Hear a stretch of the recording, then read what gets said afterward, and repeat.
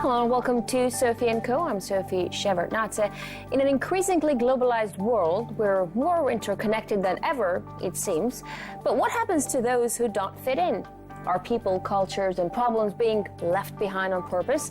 What is expulsion, economic cleansing, and who is standing to benefit from it? Saskia Sassen, renowned sociologist, professor at Columbia University, is with me today to share her perspective. As global capitalism reports record growth and profits, those who don't fit into the rosy picture are left out of the stats and left out on the street. What happens to those excluded from the touted prosperity? Is economic growth only possible at the expense of someone less fortunate? And can the economically expelled be brought back into the fold? Sociologist, Columbia University professor Saskia Sassen, author of Expulsions, translated into 23 languages, published around the world. Welcome to the show. It's really great to have you with us. Now, Saskia, in big cities, illegal immigration is typically linked with poverty, crime, cheap and taxed labor, ghettoization. Ought we not to be worried of illegal immigrants? No, we should not.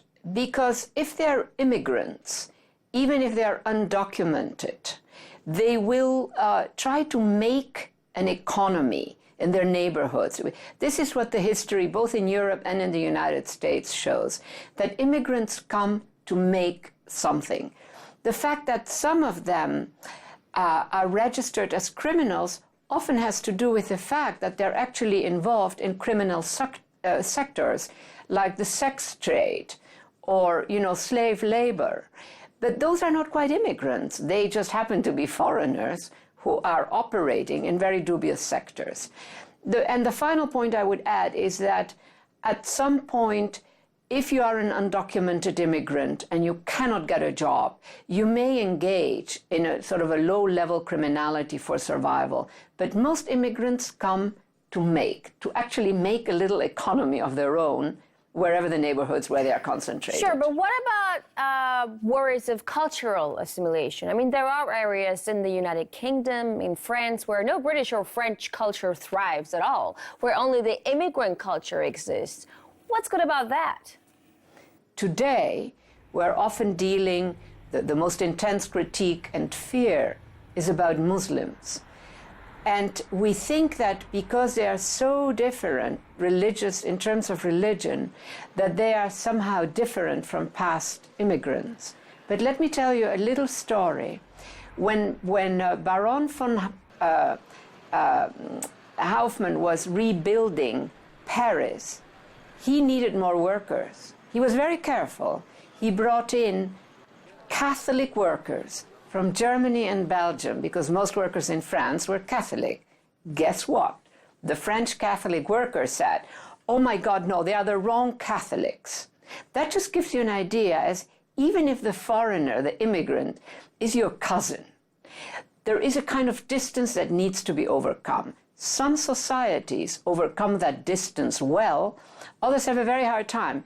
Today, we are having a very hard time, partly because transversal dynamics, IZs, and such things are entering the picture. But what is your idea? That immigration should be streamlined, borders opened, illegals given status? Is that what you're hinting? No, because it's a very complex landscape. A lot of the people who are coming, crossing the Mediterranean into Europe, you can hardly call them immigrants. They're refugees. They're displaced people. And going back home often means going back to a war zone. That is why they are so desperate to leave.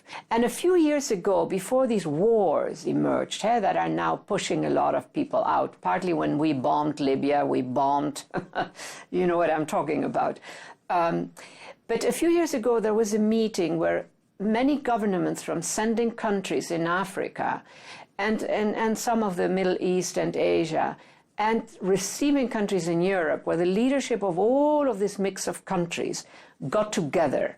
They didn't get very far, and it is a pity that that effort was somehow suspended, that it didn't continue. Okay, so for instance, you're speaking about the countries that are in turmoil, and like you said, there's a fine line between refugees and immigrants, and what we're really talking about right now is refugees. But let me give you an example of migrants. For instance, President Obama is trying to legalize millions of migrants in the U.S. Probably most of those people are going to vote Democrat after they get their passports. Is this just a happy coincidence for him? What do you think?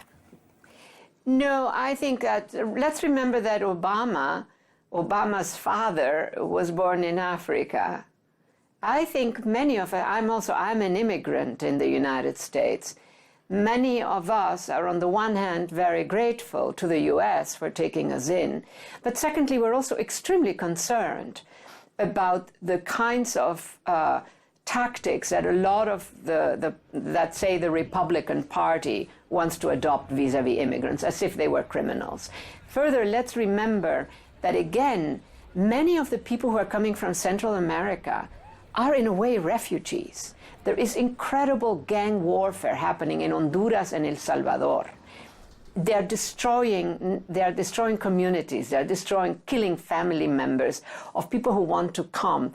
We have a lot of parents who have sent their children alone just to protect their children. Can you believe it? As young as 9 years old, in the hope that somehow because they are children, they would be taken in. These are people who are acting out of despair. There are not many options.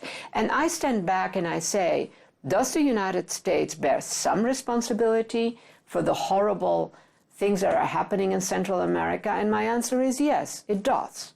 There is a problem. And in the case of Africa, you know, it's a very complicated story.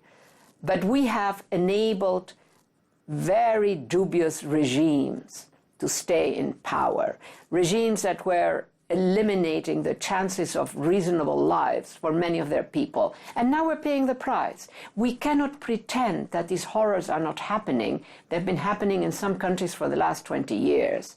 And then sort of complain. So we have to take in some. That's not a solution, you know, because many more have to leave because they're desperate. So we've got to establish some mode of living, even if it is marginal. What exactly is that mode? Yeah, what exactly is that mode? Because I understand that an act of mass legalization it's something very humane, and certainly, like you said, you know, America is obliged to do something like that, and so is Europe, because these people are coming from the countries that America and Europe have messed up in the first place. But wouldn't something like that also encourage the flow of illegals into the U.S., which could be unstoppable at some point? Of course.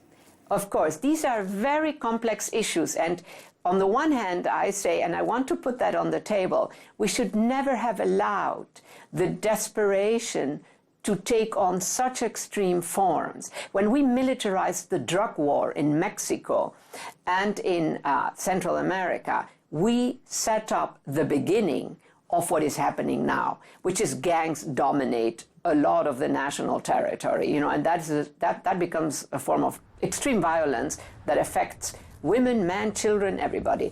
But now, looking at the present, I think we need to go back to some sort of established United Nations and international law options, which is places that are protected, like refugee camps and displaced people camps, that some of those who are escaping war but are not really ready completely to leave their countries and to go across the Mediterranean illegally in a dubious boat and then to Europe on a very, very dubious adventure, so to say, that those people have a choice, that there are certain parts of certain countries in the regions where they will be protected. Now, we don't have a good track record. Look at the blue helmets in Africa, for instance, right? The United Nations military. Dubious operations, but we've got to do it. We've got to do it seriously. The UN has the capabilities to handle displaced people. Some of those people should be recognized as refugees and displaced people. Well, what you're proposing is something very sensible, but obviously it would take some time for people to actually think about that in a larger picture and sink it in. But I'm talking about the immediate future and immediate present and the problems Europe is facing right now. I mean, the inflow of immigrants or refugees, as you call them, is really unprecedented. And these people and these immigrants and refugees are really really more than Europe can take. So you see thousands of, but you still see these immigrants, thousands of them, risking their lives, traveling to Europe, all while Europe is trying to shut its borders. Italy shut down its sea rescue operations in the Mediterranean. Other states are refusing to share the costs, you know, investing instead in heavily fortified borders with Turkey, Greece, and Bulgaria. Can these policies stop this massive flow? What do you think? For the immediate future, I'm talking at least. Well, the current policies are really sort of stopping the biggest flows, handling, you know, reducing the number of those who drown in the Mediterranean, reducing some of the horrors of it all. But, you know, we have to go further. Let's just take Brussels. There are enough smart people there with all kinds of backgrounds, from engineers to medical doctors to lawyers, that they can begin to work at designing a policy that is realistic. For instance, one thing that could be done right away, an index of places that need people. Northeastern Germany has a lot of what they call schrumpfende Städte. They are cities that are either half dead or totally dead. They need people. There is agricultural land that could be grown. Check Bulgaria. We have a lot of countries that are actually underpopulated, but use them intelligently, make them work. Lampedusa and some of the other little places in Italy, which are a first sort of arrival point, some of those abandoned villages in the south of Italy have now, partly enabled by good Catholic priests, you know, the bishop of here and there, probably inspired by the current pope, they have actually enabled these immigrants who come mostly from Africa to take over all kinds of activities that had been abandoned because the local Italians left. There are many options. We just need to think broadly. All right, Saskia, we're going to take a short break right now. When we come back, we'll continue talking to renowned sociologist Saskia Sassen, and we'll be discussing austerity in Europe and elsewhere, and why we're not seeing it bring positive results for the societies. Stay with us.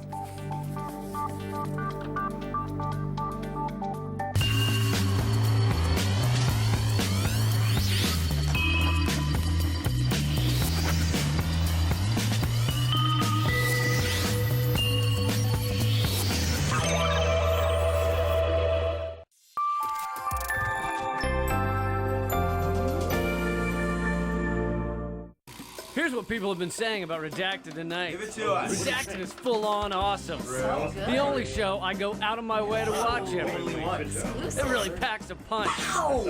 Lee Camp is the John Oliver of RT America. You guys do have the same accent. Hey, we are apparently better than boobs. Nothing's better than boobs. You see, people you've never heard of love Redacted tonight. The president of the World Bank, though, hates it. Yeah, he doesn't really have any taste. Seriously, he sent us an email.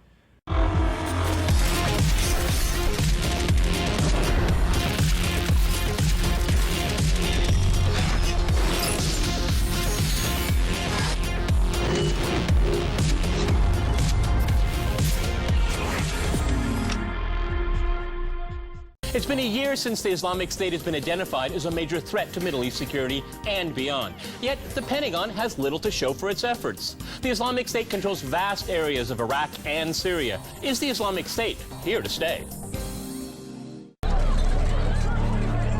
When violence is in the streets, among children, on TV, are getting involved in violent fight. when cruelty becomes heroic, violence is in films and games. When sport is so brutal, violence becomes a way of solving problems.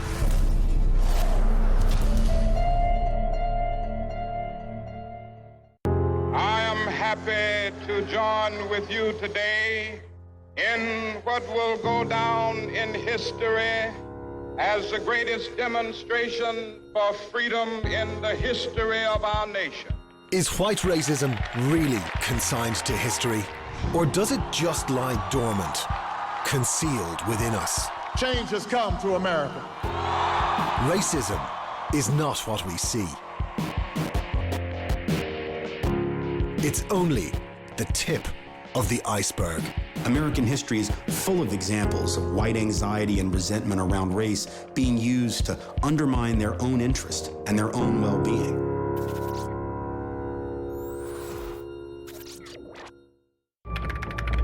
It's reasonably clear that there have been a series of terrorist attacks in London.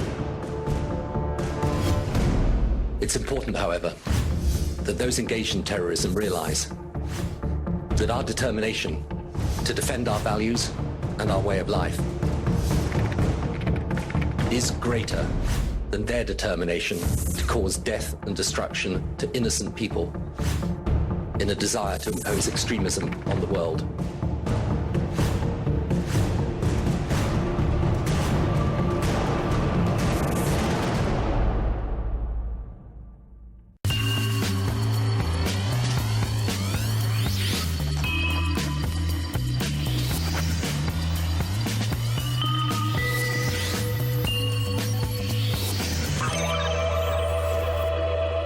We're back with Saskia Sassen, renowned sociologist, Columbia University professor, talking about the phenomenon of expulsion and what it has to do with immigration and austerity. Another form of expulsion that you write about is the economic cleansing, which is really when statistics don't reflect the reality of things. So what happens to these aspects of expulsion, excluded from the global economy? The unemployed, not present in the statistics, they don't just disappear. So where do they go? Right. Well, I mean, again, if you take Greece, an extreme case, and in a continent like Europe where everything is pretty well regulated, when the IMF and the European Central Bank declare in January 2013, Greece is back on track, it has 0.8% growth, what they're actually measuring is what I think of as a cleansed space of the economy, where they have expelled 30% of the unemployed, of the workers that are now unemployed. They don't count them because they would bring the figure down, the positive figure. They are expelling the fact that many small firm owners committed suicide. So you economically cleanse the space, so you get good indicators. What I'm asking is that what happens to these spaces or people that are cleansed and expelled? I mean, they just don't exist anymore? Well, No, of course they exist, but what I argue is that our statistical categories and our concepts, the way we think, the unemployed, the poor, the rich, actually they fall out of those measures. And just continuing with the prior point, because it explains partly of why we're getting rid of so many people. In Athens, many of the valuable properties are being bought up by foreign capital. Athens is going to return. Athens and Istanbul are two of the few big, significant cities left in that whole, eastern region of the Mediterranean, because the rest is on war, and Cairo is very peculiar. So Athens will come back, but it will come back without the burden, so to speak, I say it in quotation marks, of all those unemployed, all those little shopkeepers. No, it will become a smaller corporate city. That is sort of a vision that I have for the future, and that's not good. So a little bit. So they are there, but they fall out of the picture. They don't matter anymore. But when they say they don't matter anymore, they still somehow exist and are part of a society. Yes. So where are they in the statistics? Right. Are they? If they're not part of the statistics, are they still part of the society, functioning part of the society? Well, at the extreme, we have lost track of them. We know of parents who have become so poor that they have left their children in churches because they can't feed them, and the parents disappear. I imagine that some people are going back to rural areas. This we have seen in Spain. They're going back to rural areas, inhabiting abandoned villages, because everybody had left for the cities, and starting from scratch. I think some of them, if the Tsipras government succeeds, they will bring back some of those people into the job market. But it's getting very desperate. It's truly getting desperate. Now remember, at the same time, there are elites that still are pretty rich. When you go to certain parts of Athens, you wouldn't know that there is a crisis. Because you have a rich elite that lives partly in London, partly in Monaco, and partly in Athens. So this, in large part, from what I understand, is because of austerity that is not working, or the austerity that works only on the paper, but doesn't actually mean that a better economic situation is around us. So then, why are they being used, the austerity measures? Who benefits from them? What we're seeing is a real dramatic shift away from a government that has a social contract with its people and provides, for medical care, education, etc. Shrink that bill. We've seen the same thing in the United States. And this, I'm afraid, this is going to stay with us. There is a large middle class that is benefiting enormously from the current arrangement and getting richer.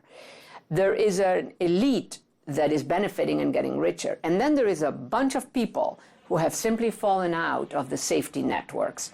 Those are the expelled, you see. So, and they're difficult to see because another part of the society is very prosperous, doing very well, buying beautiful homes, buying fancy cars.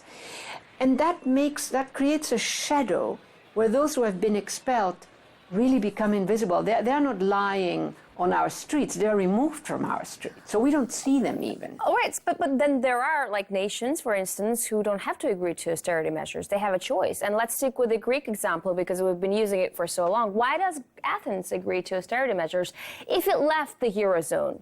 Will the end result be better? Well, I think that if we would have had the current government in place when the crisis started, they would have fought austerity in the same way that this government won the election because they were saying, we're done with austerity. The way that the current government in Greece sees it, that austerity politics means cutting off more and more, if you want, the hand, the arm, the whole arm from the economy, shrinking that economic space so that only certain things continue to operate. And this government is having a very hard time succeeding in implementing its politics. Most of the money that supposedly Greece is paying, it's going to banks, it's going to rich banks. The EU, when the EU puts money into Greece, it never comes to Greece. It doesn't go for the people of Greece. It goes to the banks. So that, to me, is seriously problematic. There is hunger and illness. The doctors in Athens are saying we have never seen such big tumors because these people simply have not gone to medical care at all. So this is a very ugly story that is playing out. All right, so what we're seeing right now is an acute social injustice, obviously, and people aren't happy with it. But does it seem like people can do anything about it? I mean, anti-austerity demos come and go. The Occupy Wall Street movement, it never really went beyond protests. Does that mean that people are powerless in the face of the system? Yeah, I mean, I think Tsirpas and in Spain, if we want to pursue that, Podemos, they come a bit out that the possibility of these groups, Podemos might win also in Spain. They come out of those Occupy movements a bit. That's not, Occupy, you can only occupy for so long, and then eventually that disappears and another mode comes up. And we have seen that in Greece, and we are seeing that in Spain potentially. But back to your core question, when I speak about expulsions, I'm very keen on capturing the kind of putting away, putting out of that which the system does not need anymore. They don't want to deal with that. We have too many people who are never going to have a job again. And they have to become, then my politics is become makers, go occupy an abandoned village in the hills and start from scratch, rebuild. Do agriculture, do something, but don't just be a beggar. Be a maker. And I think that we're there's certainly a middle ground between being a beggar and going to occupy a village that's been abandoned. I mean, there must be some midway in between, right? I mean, don't these people have a voice, or are they completely powerless in the face of the system? Well, I mean, they are hungry, they're weak, they're ill. It's a very bad landscape. But I think the government in Greece is trying to keep them in, to bring them back in. Like it said, it will rehire some of the unemployed government workers. So it is struggling to do something. It begged for 3 billion out of a 65 billion loan. 3 billion, let me take them to Greece so I can do something for Greece rather than just paying the banks. That was the single and only victory that the new government has had with the EU. 3 billion. Out of the 200 million here, 260 billion there. I mean, you know, this is a desperate situation. They are desperately trying to find that intermediate zone that you're talking about, you know, that you're not totally out, completely out in a village. Right now, it looks very bad. And if I take the past in Africa, I do this juxtaposition of the restructuring programs in poor African countries, where the IMF, it was sort of the same policy as what we call austerity in the North, but at one point the IMF said, okay, this has not worked in 201. We are going to cancel 46 contracts that we have made with these countries. They are never going to pay back the debt, and we're just going to start from scratch. You know, and I think that Europe right now, the European Central Bank and the IMF and Mr. Schäuble in Germany should recognize they have to break the contract. This notion of Schäuble says, we cannot break a contract, we cannot break a contract. I say, look at the IMF. It broke 46 country contracts and set up a new program called the hyper-indebted poor countries and gave money to those countries, reduced their debt. That is what Europe needs to do now. But that will not take care of everything, but it is at least a beginning so that the current government in Greece, for instance, to take it as an example, can actually bring in some of those people who are still hanging in there. Some of them are gone. They have committed suicide. They are dying of terrible diseases because there is no health care. They're gone. We've lost them. Saskia, thank you very much for this wonderful interview. Unfortunately, we're out of time, but it was a wonderful insight in the world of expulsions, as you call it, where we're talking to Columbia University professor, sociologist Saskia Sassen, author of Expulsions, talking about why an increasingly globalized world means excluding people from global economic and social landscape and who benefits from such actions. That's it for this edition of Sophie&Co. I will see you next time. Thank you.